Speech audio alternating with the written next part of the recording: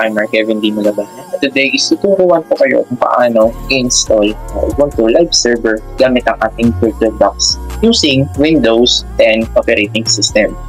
So, paano natin siya gagawin? So, una sa lahat is buksan natin ating browser at i-search lang natin si Ubuntu Server. So, once na search na natin siya, is automatically lalabas na itong link na to. As of now, ang version natin is Ubuntu 24.03.3 LTS na may Linux 6.8 kernel. So, click lang natin yan. And then, once na sa may site na tayo nila, so makikita natin itong download 24 version and may size siyang 3 GB as of now. So, click lang natin yung download button. Automatically, is-store na natin yung ating download file. So, once na lumabas na to, and makikita lang natin dito yung file natin with ISO extension. And click lang natin yung save. At automatically, download na yun sa ating browser. Okay, susunod naman is install naman natin yung ating VirtualBox para sa Windows. So, click lang natin itong unang link, which is Oracle VirtualBox. And once na nakapasok tayo sa kanilang site, mas makikita natin itong download button. And then once na napindot na natin yan, is lalabas ng ganitong interface. Para mahanap kung nasaan yung version natin, ito naman yung nakasulat, VirtualBox 7.2.0 platform. And then iselect lang natin itong Windows host kasi tayo ay nasa Windows operating system. And once na naklik natin, automatically lalabas yung file manager para i-store yung ating exe file. So ito lang yan, and click lang natin yung save. Okay, in my state is already ko nang in-install yung VirtualBox sa aking operating system. So open lang natin siya once natin siya na-install. At ganitong interface ang ating makikita. So para ma-add natin yung ating Ubuntu server is click lang natin itong new para mag-calibrate ng bagong system. So lagyan lang natin siya ng name na Ubuntu server. And then, makikita natin dito sa folder, ito naman, yung location kung saan natin i-store yung ating operating system. So, click lang natin yung others para lumabas yung ating file manager o file explorer. So, click lang natin kung saan natin siya i-store. For my state, i-store ko siya sa aking local C at sa Ubuntu files sa Ubuntu host. And then, ito lang yung folder na isa-select ko para ma-save yung ating operating system. Susunod is yung ating ISO image, which is yung pinaka-importante. Click lang natin ulit ito. And then, makita natin yung other para mabuksan natin yung ating file. So, in my case, is nakasave siya dito sa local C. Sa Ubuntu files at Ubuntu. So, makikita ko dito yung aking operating system na Ubuntu server. So, click lang natin yung ISO file and click open. Automatic is re-read ng system kung anong ISO yan. So in my skip lang natin yung unattended installation. At susunod is click na natin yung next. So sa hardware part is nag-base lang ako sa default, which is yung 2450 MB, o which is sabihin na natin 2 GB memory. And sa ating processor is gumamit lang ako ng 1 CPU. Click lang natin yung next. By default is meron tayo dito 25 GB up to 2 TB na kayang expansion. Pero for me, I will proceed sa default settings. So click next. At ngayon is makikita naman natin yung summary ng ating system. So makikita natin dito yung machine name, yung machine folder, yung ISO image, at yung OS type, which is si Ubuntu 64-bit. So, yung ating hardware part naman is meron tayong 2048 na MB or 2 GB and 1 processor, at EFI enable is false para sa ating Wi-Fi. And meron naman tayong this size na 25 GB para sa ating storage. So, click lang natin yung finish. At meron na tayong Ubuntu server calibration. So, proceed naman tayo dito sa settings. once na na-click natin yung settings, is lalabas ng window pop-up. And punta naman tayo dito sa network. Once nandito tayo sa network, may kita natin itong attach to with NAT. So, change lang natin itong NAT to bridge adapter para yung server natin is magkaroon ng sariling IP through our router. So, ito lang yung ginagamit ng operating system ko, which is dual band wireless. Ito naman yung driver para makakonect sa ating wireless connection. Pwede tayong pumili dyan kung Ethernet or dual band or wireless yung gagamitin. And then, click lang natin yung OK. At may kita natin dito sa network is nagpalit na yung adapter niya through bridge adapter. Okay? So, after natin na-check lahat yan, if tama, is click lang natin yung restart. And automatic, lalabas dito sa notification natin kung ano ba nangyayari sa ating VirtualBox. So, wait lang natin siya mag-load. Okay? So, once na nag-load na yung ating virtual machine, is may kita natin isang maliit na pop-up box at may kita natin sa likod niya ng settings. So, pwede natin itong i-close para mag-focus tayo dito. So, let's maximize the style at i-click lang natin itong notification para ma-delete yung notification. Okay. So, dito na tayo sa pinaka-GNU or interface ng ating live server. So, sabi dito na yung mouse natin is ma-read through after the space. So, don't show this message again and capture lang natin. So, nandito na tayo sa pinaka-Ubuntu natin. At wait lang natin mag-load. Okay, so nakikita natin sa ating interface is nagko-connect na siya sa CloudNATE, which is na-install na yung Ubuntu sa ating system.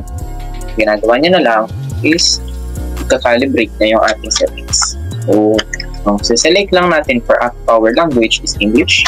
And click enter. And then, makikita natin sa lower down, which is itong part na to, is yung down or back. So, using our keyboards, pwede natin i-move yan up and forward or downward. Click na natin yung down. And then, sa taas, may kita lang natin na nakaselect itong Ubuntu server. So, gamitin lang natin yung click na una at click natin yung down. Okay, next is may kita naman natin dito yung ating pinaka-IP, which is 192.168 and then 4724. Okay, so next is click lang natin yung done. Wala tayong proxy server as of now, so click lang natin yung done. So gumagamit siya ng mirror address para matest kung gumagana ba yung ating server at hintayin lang natin siya mag-load or unang read. Okay, so nakita natin yung unang reads, which is gumagamit na ng internet yung ating clone or virtualized na operating system. So, click lang natin and then continue. So, after that is dito naman tayo sa guided storage niya. So, by default, meron tayong 2500G or D. And yun lang yung size natin. Then, click done. At dito naman tayo sa storage configuration niya ulit. So, pwede natin i-reset kung meron tayong already installed yung mga mounted na storage. So, then lang natin dahil virtual to, so wala pa laman yung ating storage. Then click OK. So, dito naman is pangalanan natin ang system natin ng admin. And then dito naman sa server name natin is pangalanan natin admin PC. Sa ating user naman accounts, gawin natin siya pangalan ng admin.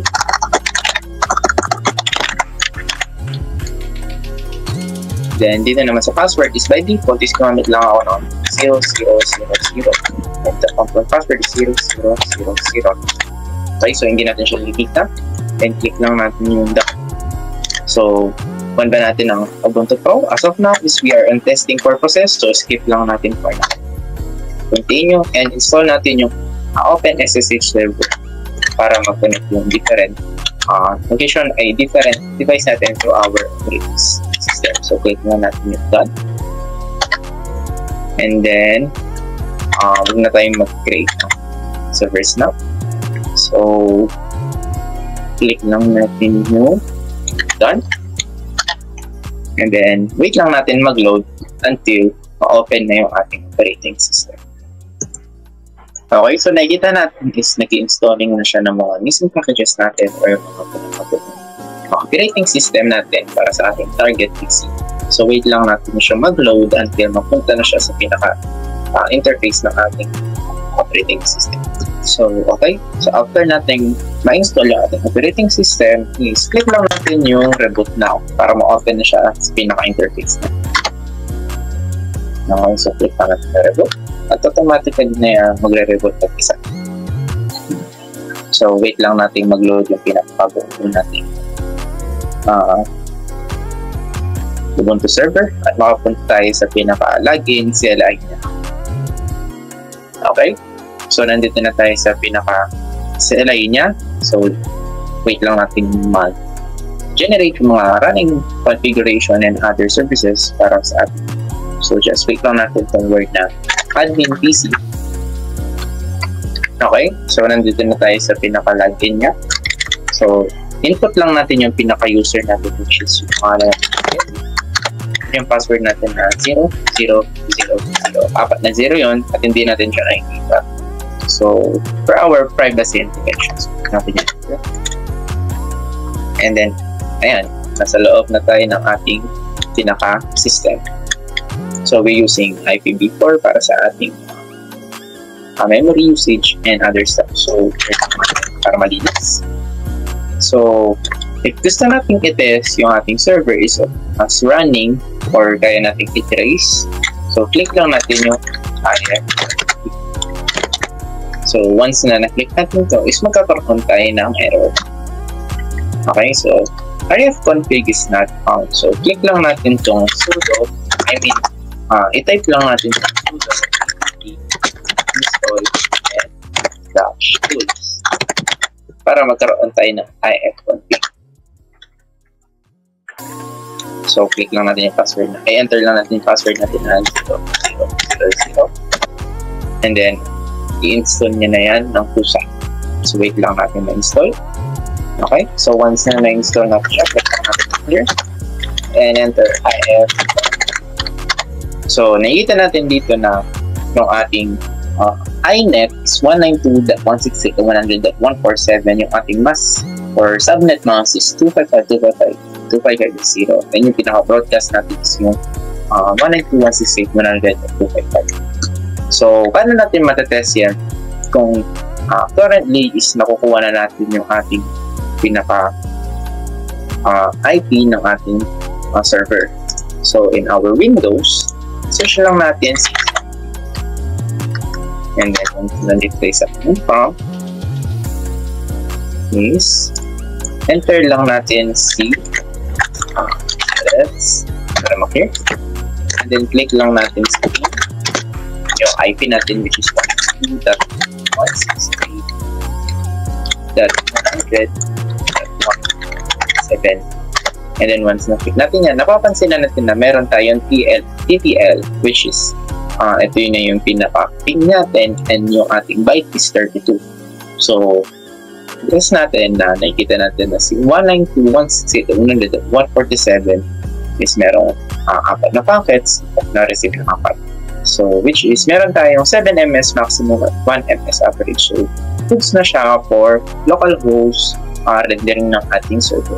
So, by that is napatunayan natin na kaya natin gumamit ng Ubuntu Live Server or Ubuntu Server gamit ang VirtualBox at kaya natin siyang i-retrieve gamit ng ating pinaka-operating system which is Windows.